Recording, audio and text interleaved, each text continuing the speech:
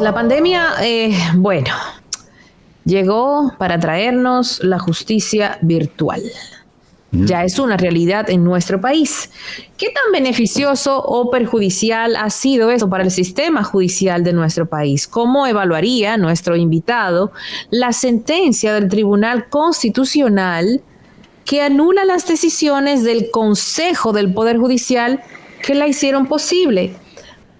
Fue como un trabalengua, ¿verdad? Más o menos, como que no se entendió muy bien. Pero está bien, toda esa madeja la vamos a desenredar ahora con el jurista experto en Derecho Penal y Litigación Estratégica, Francisco Álvarez Martínez, que nos acompaña por la vía digital. Bienvenido, Francisco.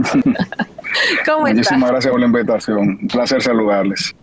A ver, explícanos, ¿de qué se trata? Sí, sabemos que con la pandemia un montón de cosas dejaron de ser presenciales, por no decir la gran mayoría, incluida la justicia dominicana.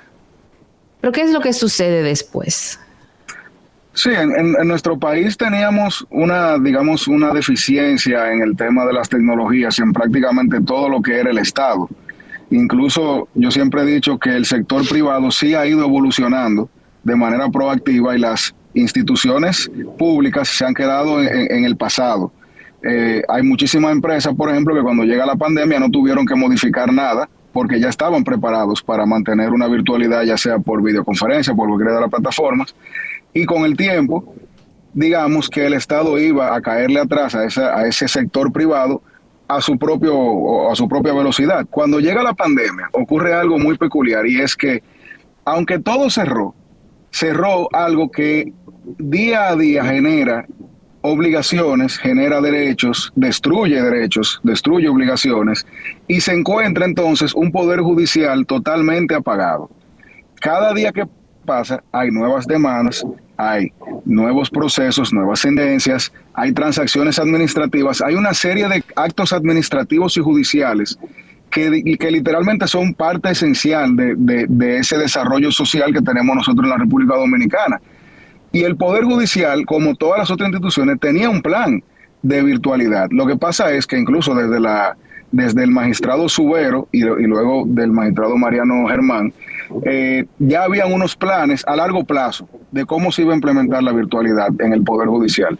Cuando el actual presidente de la Suprema, Luis Henry, llega a la Suprema, hace algo muy interesante y es que él relanza esa virtualidad, crea un plan, que ahora mismo no recuerdo cómo se llama, pero hay un plan con un escenario de cómo y cuándo se van a ir llegando a esas metas, pero era a lo largo de su gestión, no era algo inmediato.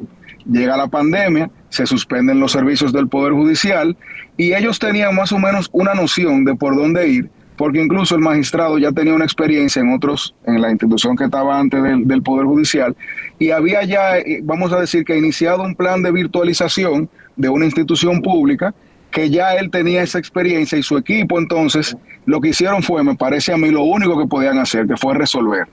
Porque lo que era ideal era una ley. Desde el principio, todos los abogados y los magistrados y todo el mundo del sector justicia sabían que lo que se necesitaba era una ley que creara los mecanismos para poder interactuar usuario y poder judicial en un ámbito que no era el presencial. Nuestros códigos vienen de los años 1800. Un código en el año 1800 todavía una vaca era algo relevante. Hoy día nosotros tenemos un código que no se ha adaptado a esa, a esa modernidad y que lamentablemente se tenía que resolver. Eso generó un problema, yo diría que procesal, porque muchos abogados sabíamos que habían cosas que no se traducían de manera adecuada a la virtualidad. Se generó un problema político, hubo muchas personas que politizaron el asunto. Lamentablemente eso siempre juega en contra de lo que sea que se esté tratando de hacer, pero con el pasar de los meses, la justicia virtual, que inició muy precariamente y que con el tiempo fue evolucionando, se fue adaptando a lo que parecería ser una homologación de lo que sucedía en el plano presencial. Me explico. Cuando yo iba ante a un tribunal y decía yo quiero una copia certificada de un documento, se hizo algo parecido en el plano virtual. ¿Qué sucedió en ese momento?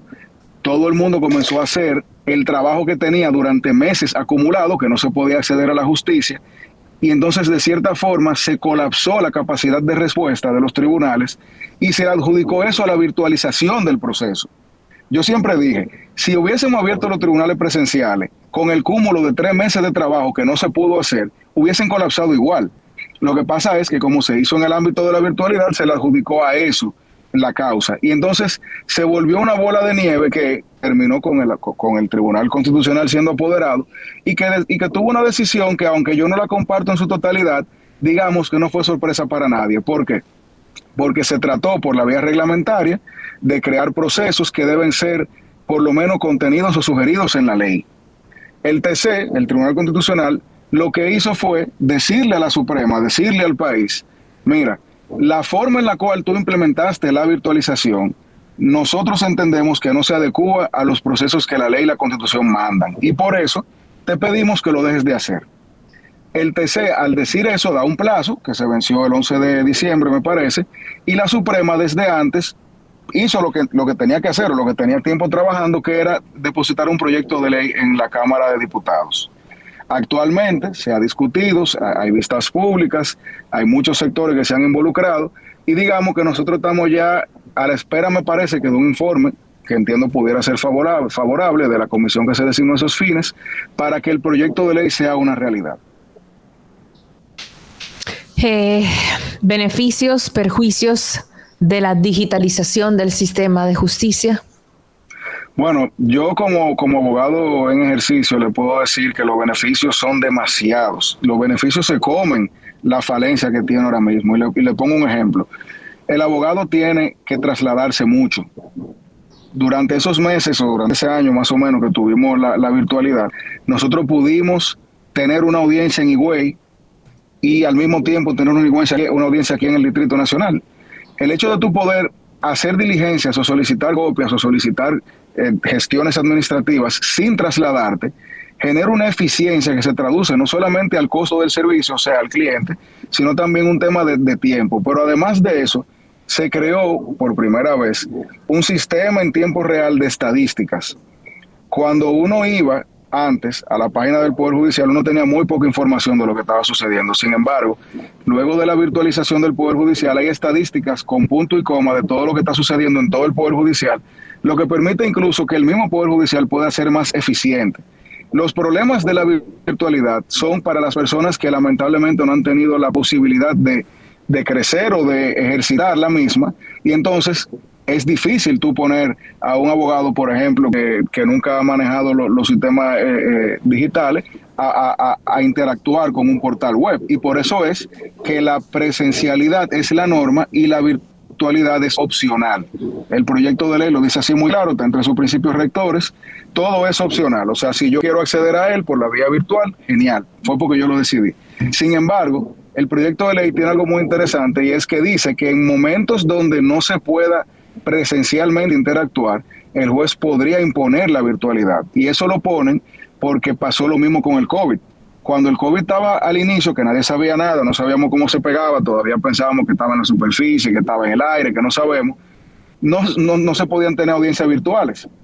Y si en ese escenario se le dejaba a las partes poder decir si quieren o no, entonces íbamos a tener un problema práctico. Yo creo que al final los beneficios durante estos meses vimos que eran muchos, y aunque hay muchos espacios para crecer y para mejorar, como por ejemplo el tiempo de respuesta, que lamentablemente todavía no es ni siquiera cercano al que se tenía antes en lo presencial, con el tiempo eso va a ir mejorando, y el que se sienta cómodo con lo presencial siempre va a tener esa opción.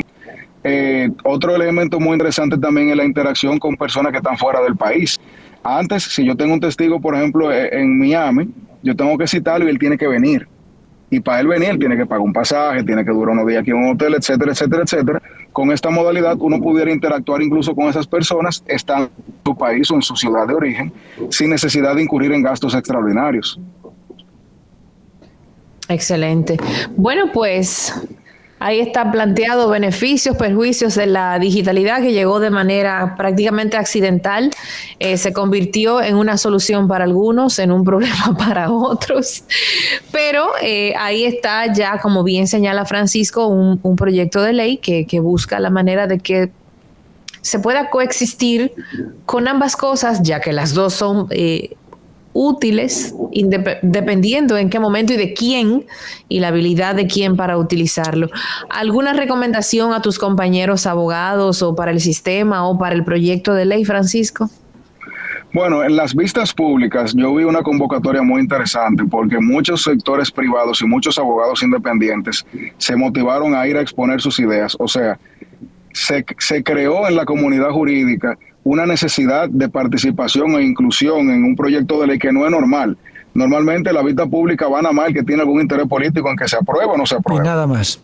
Y nada más. Incluso probablemente nosotros nunca hemos ido a una vista pública porque nos nació en el corazón. Y eso es algo que lamentablemente es la cultura legislativa dominicana. Sin embargo, nosotros vimos, yo traté de ir y ni siquiera pude entrar porque estaba lleno. Vimos